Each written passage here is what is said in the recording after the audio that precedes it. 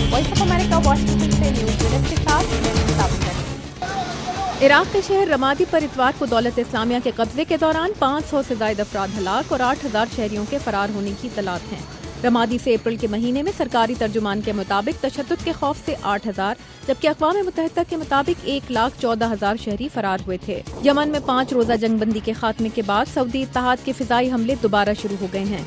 Yemen के वजीर खारजा के मुताबिक इमदादी सामान वसूल करने वाले एयरपोर्ट और बंदरगाह पर फिजाई हमले नहीं किए जाएंगे। अमरीका चीन के साथ शुमाली कोरिया पर नई पाबंदियां आयद करने पर बातचीत कर रहा है। अमरीकी वजीर खारजा जॉन कैरी ने एक प्रेस कॉन्फ्रेंस में कहा है कि अमरीका ने शुमाली कोरिया को अपना एटमी प्रोग्राम बंद करने के बदले अच्छे ताल्लुकात की पेशकश की थी, लेकिन शुमाली कोरिया के हालिया इक़दामात से ऐसा इशारा नहीं मिलता।